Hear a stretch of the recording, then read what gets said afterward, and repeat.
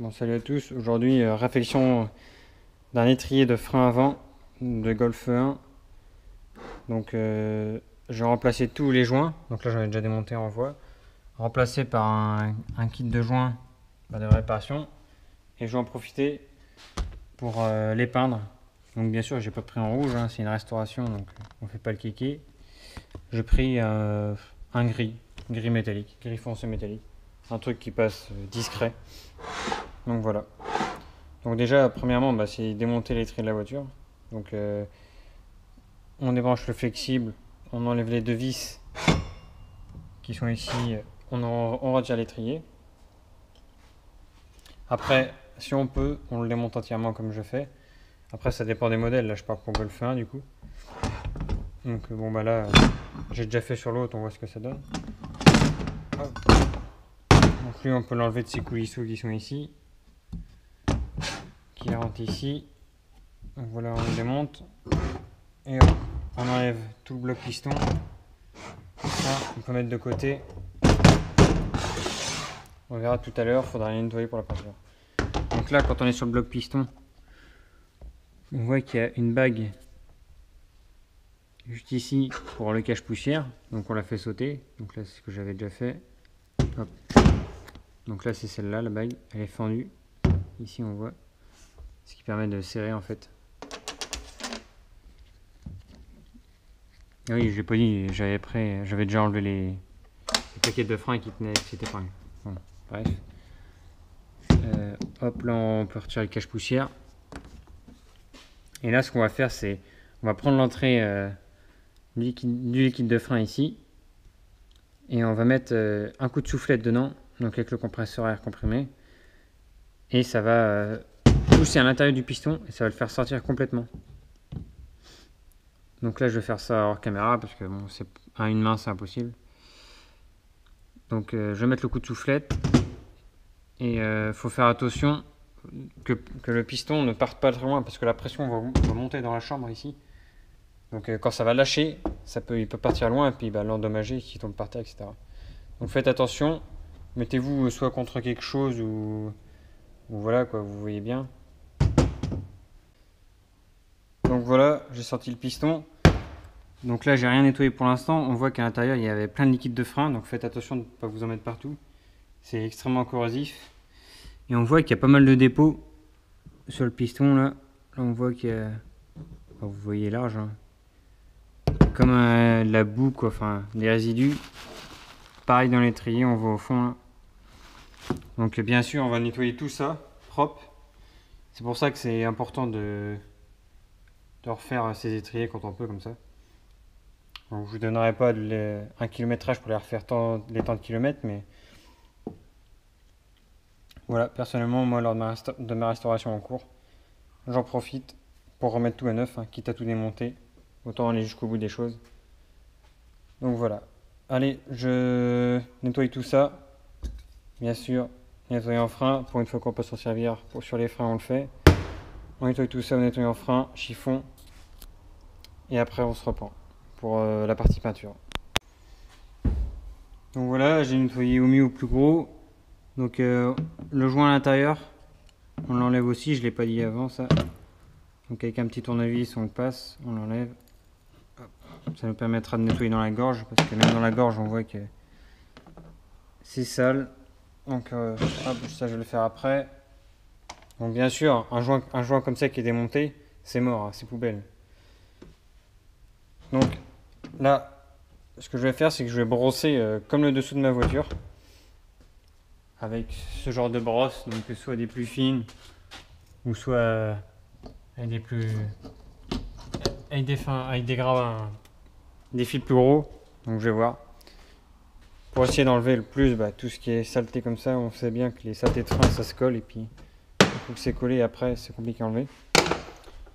Donc les poussières de plaquettes de frein c'est cancérigène, je vous dis ça.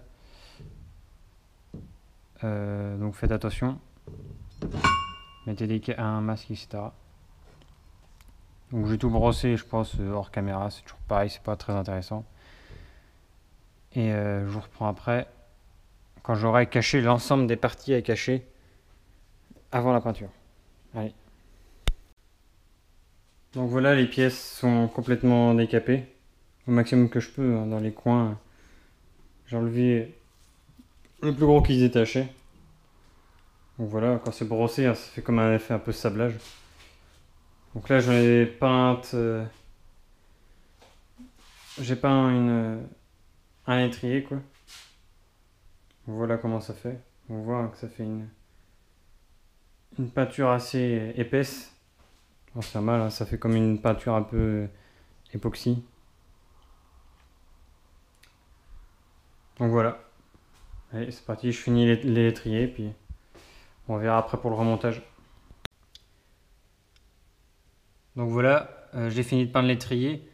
Donc là, j'ai même fini d'en remonter un complètement sur la caisse. Donc on voit que ça rend vraiment pas mal le tout à neuf, quoi. Donc on va continuer l'autre étrier ici. Donc là, j'ai le bloc avec le piston qui est nu, du coup. J'ai juste revissé une vis de purge neuve. Et là, dans le kit, hop, on va trouver les joints neufs. Hop. Donc voilà, les joints neufs. Celui qui nous intéresse, c'est celui qui va faire l'étanchéité ici.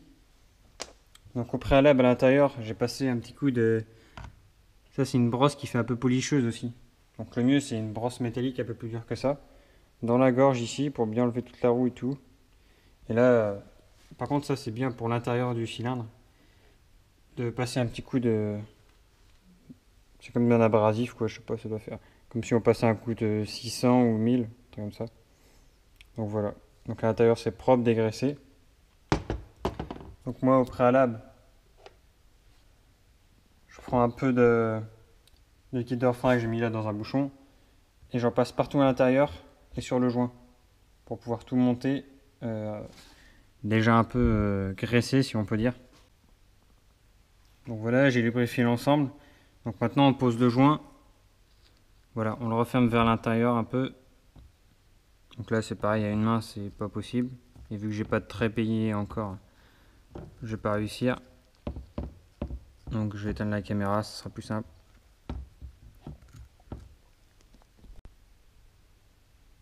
Donc voilà, une fois le joint posé, on vient mettre le piston.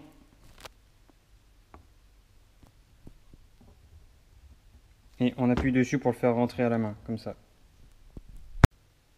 Donc là, une fois le piston mis dedans, donc on voit que là, ici, il y a un ergot, enfin, le piston il ressort de plus, donc il faut le mettre dans ce sens-là, vers la vis de purge.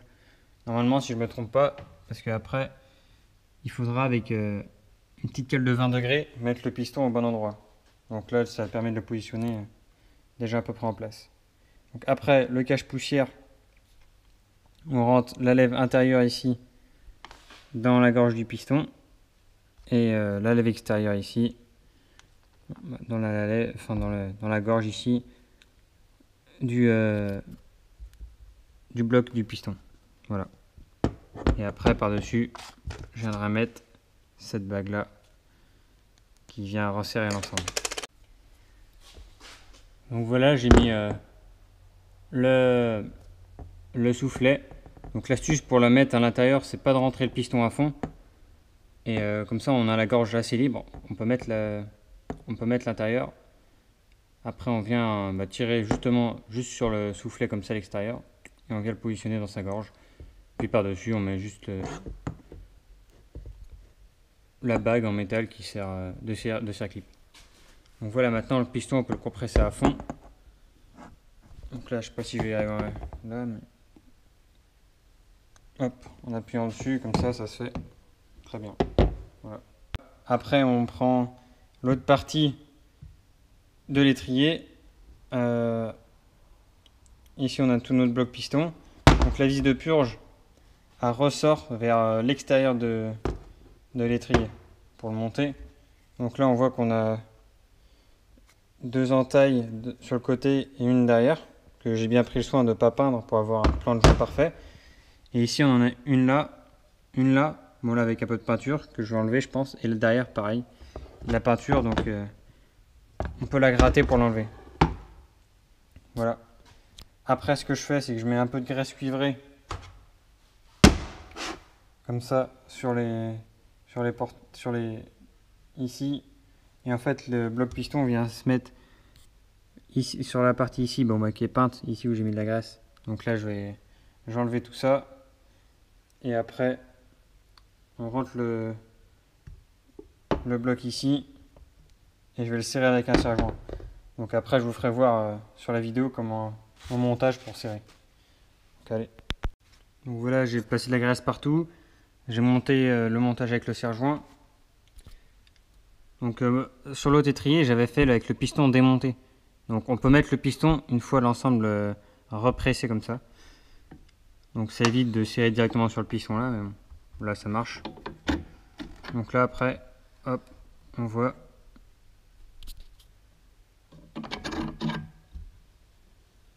Hop. Là j'arrive à en buter parce que de l'autre côté, hop.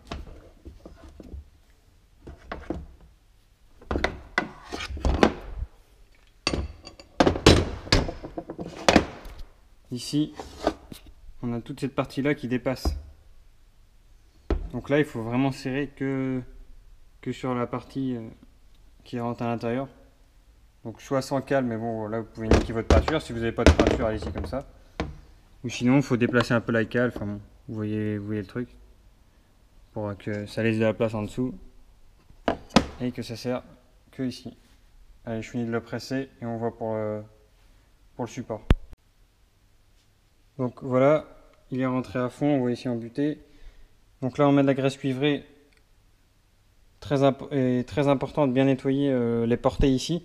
Parce que c'est un étrier à cadre flottant. C'est-à-dire que ça c'est le support. On voit qu'on a les deux grosses vis pour tenir sur le support de moyeu.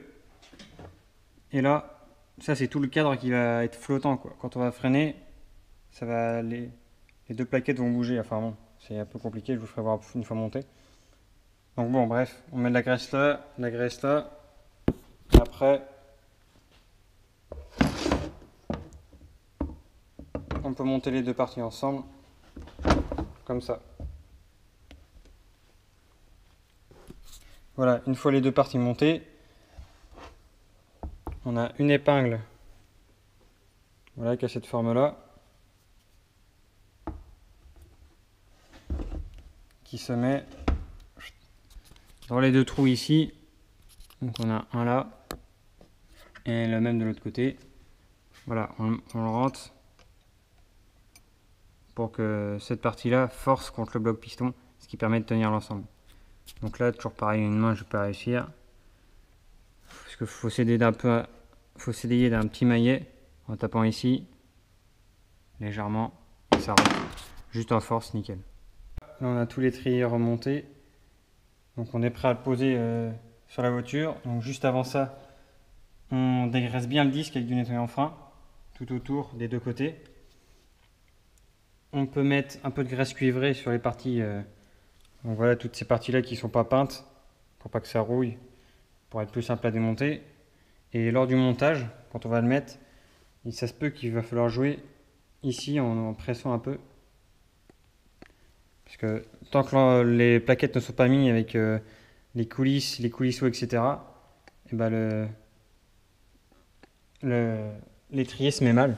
Mais après, une fois que les plaquettes sont mises et qu'on a passé toutes les goupilles avec les ressorts, etc., normalement le disque tournera parfaitement. Donc pour l'instant, je dégraisse ça, je monte l'étrier dessus.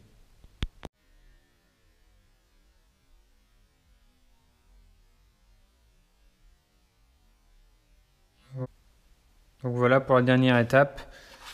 C'est 2-3 jours plus tard, j'ai commandé cette référence chez Volkswagen, quoi. C'est une référence Volkswagen. Et dedans on a deux goupilles, le presseur pour les plaquettes, enfin deux axes, le presseur pour les plaquettes et la goupille derrière pour le maintien. Donc c'est les axes de plaquettes ici. Donc pour les mettre, on fait bien attention que le trou, pour pas trop galérer après, il soit en haut. Hop. Et il faut passer tout ça dedans. Donc là, enfin, on peut engager les deux. Après on y met le presseur.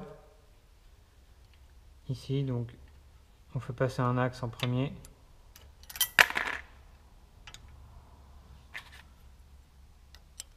Hop. Ah non. Donc c'est galère à une main toujours. Hop. Un axe. Le deuxième, faut appuyer puis passer le deuxième. Ok, une main, pas sûr que j'y arrive. Mais... non. Bon, allez. Je vais faire sur caméra, je passe les deux axes et je vous fais voir pour mettre la goupille. J'ai placé les deux axes avec le presseur.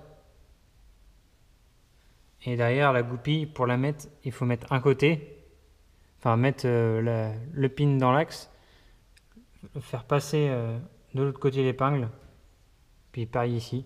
Ça se met assez facilement. On voit comment c'est mis à peu près. Donc voilà. Pour un étrier refait complètement neuf. Et après, normalement, si vous avez bien fait, si vous avez bien tout remonté,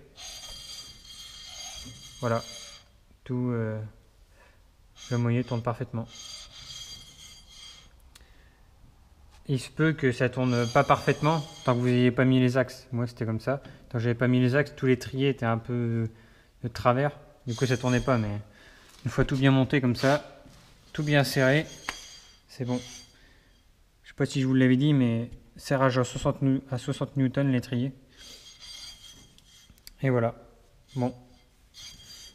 Je vais finir de remonter la roue et c'est parfait. Et donc voilà. Freinage refait à neuf pour l'avant. Pour l'arrière aussi, ça a été refait. C'est dans une autre vidéo. Donc soit ça sera celle d'avant, soit celle d'après. Je sais pas dans quelle heure je l'ai posté. Mais en tout cas, j'ai déjà refait tout le train arrière. Et le freinage en même temps, bien sûr. Donc je vous invite à aller voir l'autre vidéo si vous voulez voir. Pour ce qui est pour l'avant, bon bah c'est parfait. On entend un léger bruit de plaquettes, mais c'est le temps que ça se fasse. Elles sont toutes neuves, donc bon. Ici un peu moins. Bon voilà. Merci d'avoir regardé la vidéo. Abonnez-vous à la chaîne si vous voulez voir la suite. Et bonne restauration.